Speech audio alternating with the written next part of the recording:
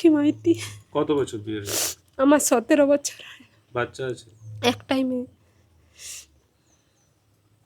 দাদা কি করতেন? সোনার কাজ, এমনি লোকের দোকানে। কত বছর তাহলে বাড়িতে আছেন, ফিরে গেছেন কতদিন হলো? না, বাড়িতে বেশি দিন ফিরেনি, কিন্তু এই রোগটা ধরা পড়ার মানে জানুয়ারি মাস থেকে ডিসেম্বর মাস থেকেই বাড়িতে আছেন। 2025 ডিসেম্বর থেকে? হ্যাঁ।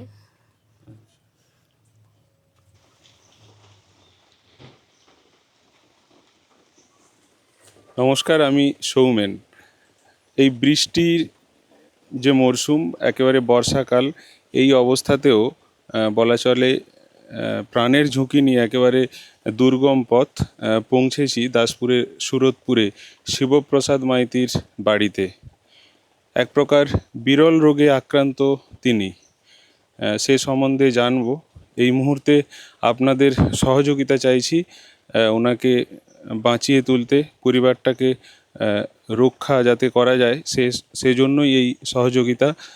চলুন শুনি কি ব্যাপার, কি হয়েছে, কি কেমন ধরনের সহযোগিতা চাই।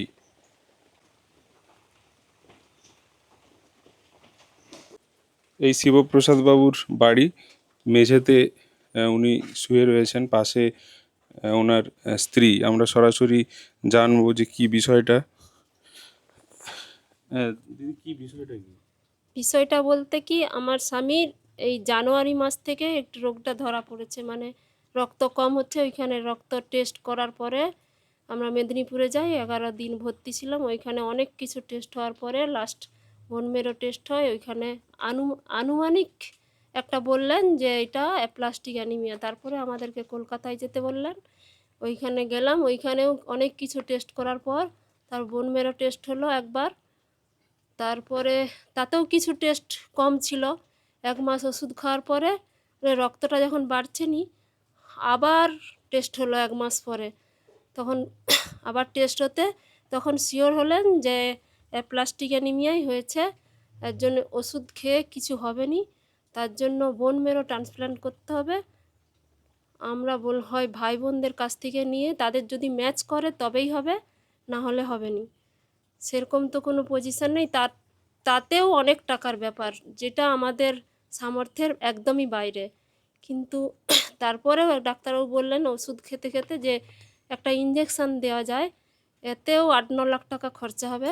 ওটা সরকারিভাবে ইঞ্জেকশানটা হয়তো কলকাতায় পাওয়া যাবে, কিন্তু সময় লাগবে। ডেট দিতে দিতে হয়তো অনেক সময় 1-1.5 মাস 2 মাস পেরিয়ে যাবে। তার জন্য এক ডোনার চাই।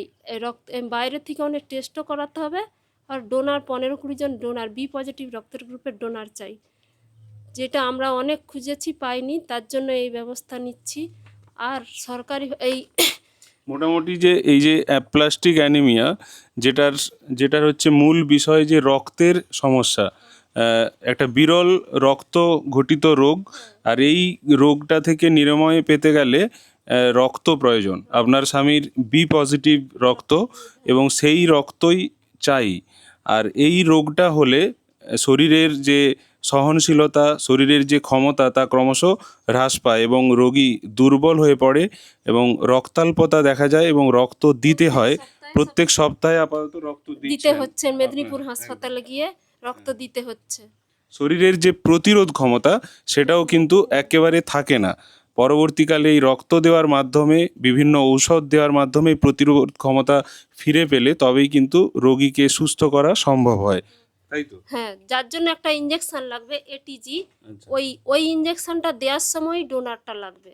কতজন ডোনার চাই? 15-20 জন বলেছেন। হয়তো ওর থেকে মানে টেস্ট কিভাবে, মানে তারা কি একই দিনে? সরাসরি না, একই দিনে নয়, হয়তো ওরা যেদিন চাইবে সেই দিন যেতে হবে।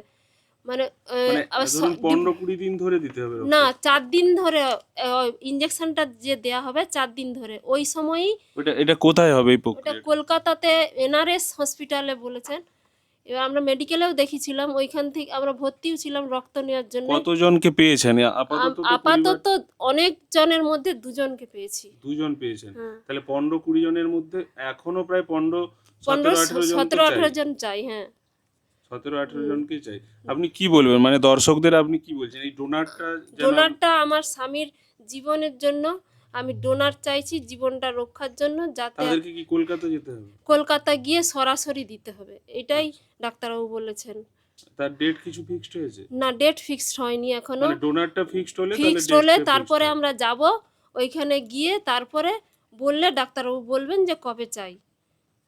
তাহলে বুঝতে পারছেন আর্থিক সহযোগিতাটা পরের কথা, কিন্তু বর্তমান যে পরিস্থিতি সেই পরিস্থিতিতে কিন্তু এই যে শিবপ্রসাদ মাইতিবাবুকে সুস্থ করে তুলতে আমাদেরকে একত্রিত হতে হবে। যারা বি পজিটিভ রক্ত যারা বহন করেন সেই ধরনের ডোনার চাই, এবং 4 দিন ধরে লাগবে এক একজন করে, তাই তো? এক একজন ওই যেদিন ডাক্তারবাবু যজন বলবেন তজন যেতে হবে সেই আচ্ছা, দিন। আপাতত ডেটটা তারপরেই ফিক্সড হবে, এবং কলকাতা এনআরএস যে হাসপাতাল সেখানে কিন্তু যেতে হবে, এবং বি পজিটিভ রক্ত গ্রুপের যারা রয়েছেন তাদের কাছে আবেদন, এই দিদিভাইয়ের সাথে যোগাযোগ করুন এবং এনার স্বামীকে সুস্থ করে তুলুন।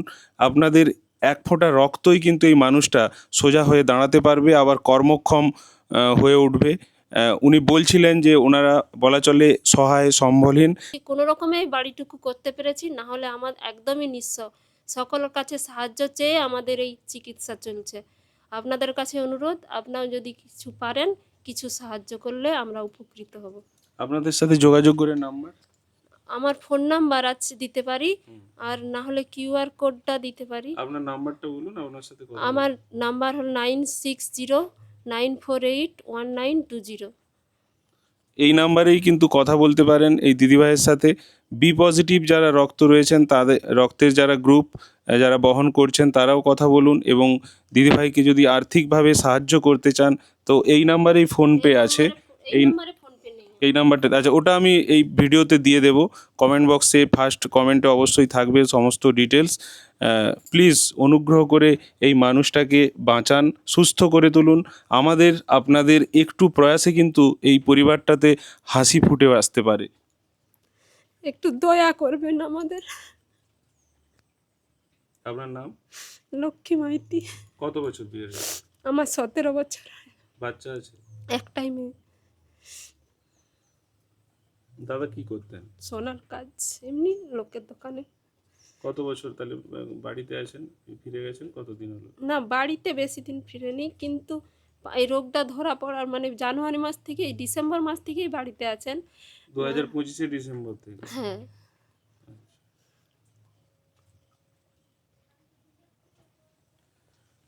আর কি, বুঝতেই পারছেন তো এনাদের পরিস্থিতি।